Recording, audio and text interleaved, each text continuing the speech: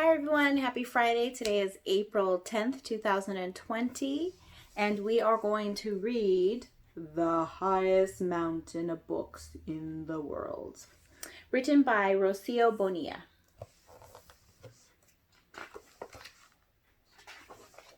And this book is going to take us on a journey about imagination and the places that you can go and see through books.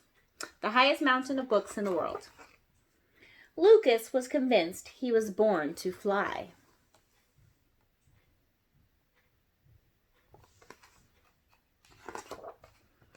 He could spend hours watching the birds soar or airplanes leaving while trails in the sky up above.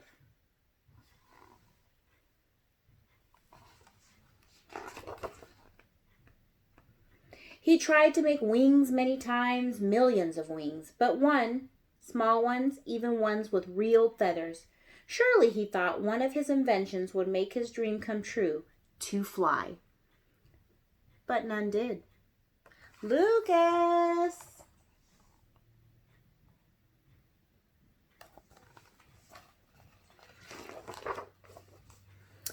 Lucas refused to give up. Every Christmas he would write Santa Claus a letter asking him, "Pretty, please bring me wings that can really fly." But for some reason, year after year, Santa got it wrong, giving him toy wings that were no use at all.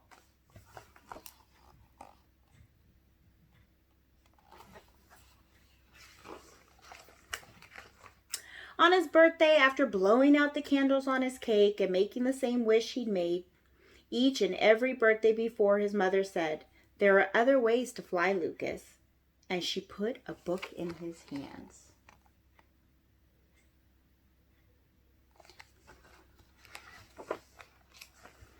At first, Lucas didn't understand what she meant, but he sat in the garden and started to read anyway. He loved the story that his mother had given him so much, he finished it in one sitting.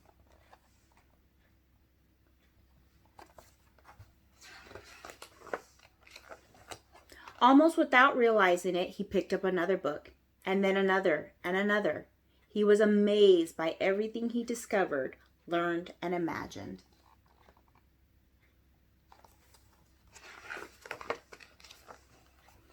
He started to devour books endlessly, and the more he read, the faster he read. He couldn't stop. He soon finished all the books from the bookcase in the living room, and the books from his sister's room too.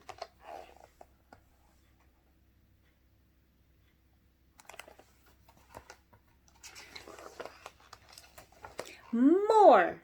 Before he knew it, the garden was full of books. He stacked them up, sat on them, and asked for more.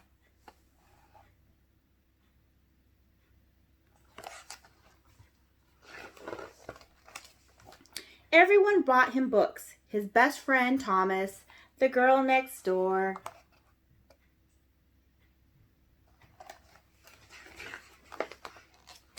the music teacher, his grandfather, and even the local baker.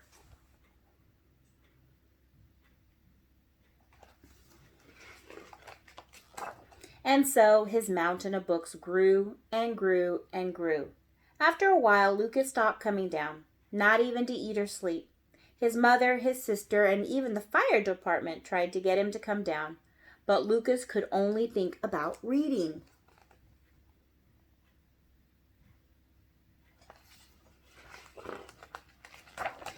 When he had finished all the books in the neighborhood, he started on vans full of books from the local library. The mountain of books grew higher, and he became so famous that he was even on TV.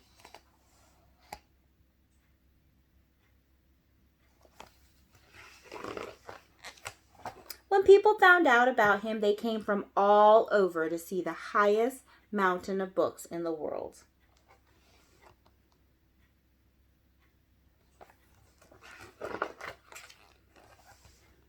Lucas didn't notice anything. He just kept on reading.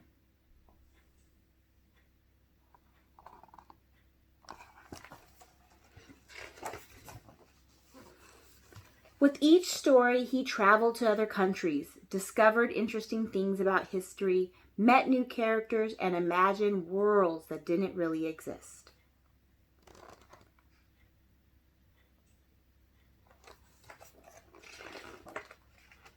And then one day, all of a sudden, he understood what his mother meant.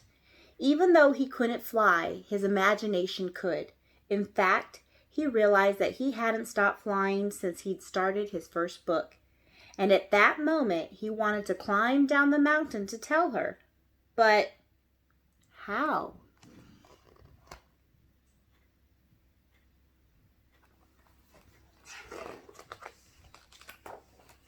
And that's when his imagination allowed him to fly yet once again.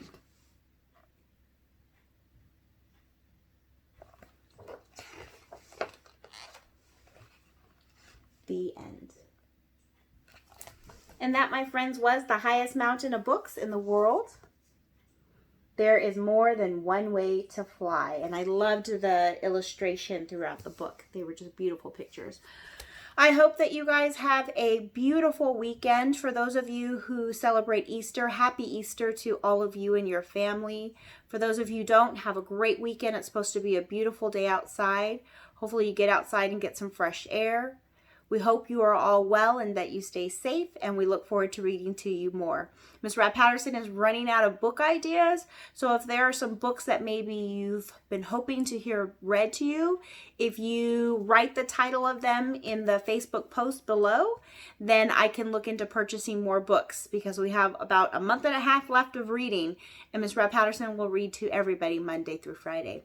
So if you have book ideas, please make sure to ask your parents or adults. You can give me some ideas as well, and I will look into getting those books and reading to you. Happy Easter, have a great weekend, and take care, everybody. Thanks for reading with Miss Rabb-Patterson.